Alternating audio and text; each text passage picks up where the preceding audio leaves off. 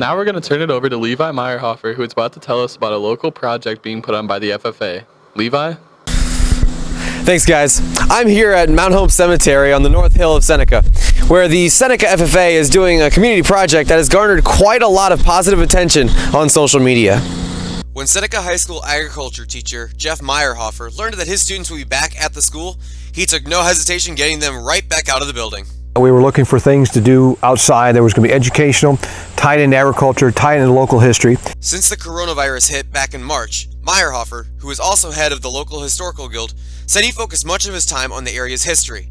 Then, inspiration struck. I saw a documentary on a teacher in Italy who worked in a private school, in a Catholic school, and to get the kids out of the building during the pandemic, he went to the local graveyard.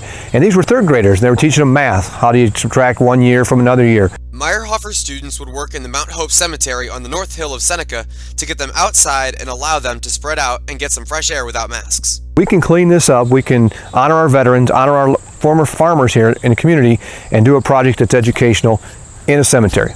The process was simple. A chemical called D2 would be sprayed on the dirty, illegible gravestone, then scrubbed and washed to get rid of any unwanted substances. Over time, these substances would wear away, revealing a clean, legible stone. This was the very first stone that we did. You can see what it looked like before on this side, and over here was the first time we did something to it and cleaned it off and how well it worked. Meyerhofer said that this project is more than just cleaning a stone. There's also an educational side to this project. Once they find out who is behind all that, our students are required to write about a 2-page report, a biography on this person, where they came from, did they have any kids, what they do when they were here, where they live, what was the legal description, what did they raise, I gave them a wide range of questions that they could answer.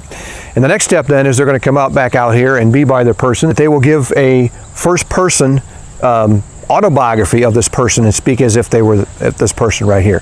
His students then selected which stones to clean and who they would research. We actually don't know who it is.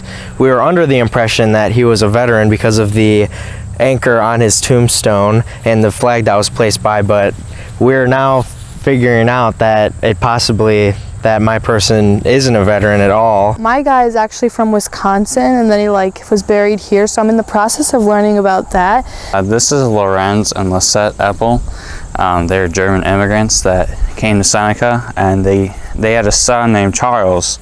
Charles went to Notre Dame in 1884 to 1885, and he ended up becoming a pharmacist over in Ottawa.